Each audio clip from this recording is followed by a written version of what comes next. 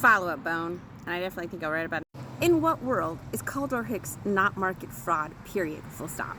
First principle is the thing. A market is not a store, and a market is not a person.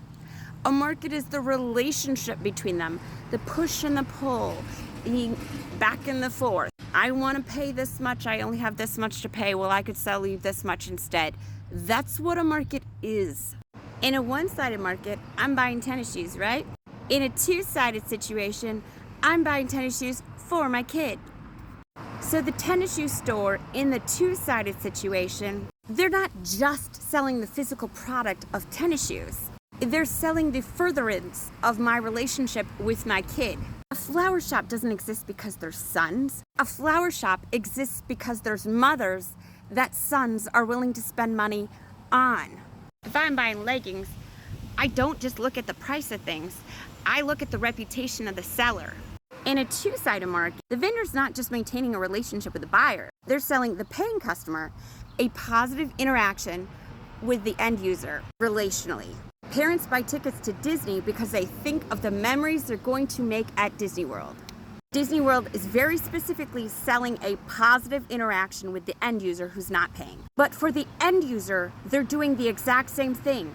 They're saying, hey, come to my theme park, he'll pay for it, it's gonna be a really good time. Come to my toy store, they'll pay for it, it's gonna be a really good time. That's what they're always selling. Why would a kid try to convince their parents to go to Toys R Us? A kid try to convince their parents to go to Disney? Someone get on a website to find a love connection or on a job board to find employment unless that place, that job board, that theme park, whatever, had very specifically marketed a good time will be had here, courtesy of those guys. Kaldor Hicks, by its nature, is comfortable with a vendor selling not a relational connection, a harmonious relational connection, but economic bullying within the other side of the market. Economic bullying, which just because 1 and 1 is 2, the paying customer is almost certainly likely to be the winner of if it comes to an economic fistfight. It's the destruction of the utility that a two-sided market was created to serve. It hurts the vendor because in the end, when you screw up enough relationships between mothers and sons, you don't get to sell flowers anymore.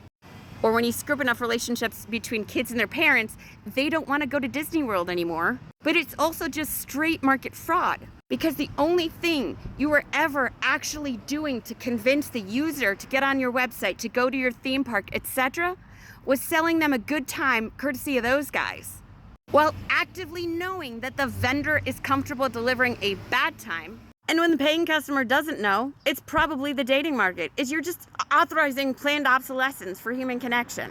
Destroys the utility that the vendors are trying to create by existing at all within a coordination market. But offloading responsibility onto the non-paying end user by erasing what everybody knows always exists, social capital side of the market. I have issues. Really think an old story about credit cards is really screwing things up here.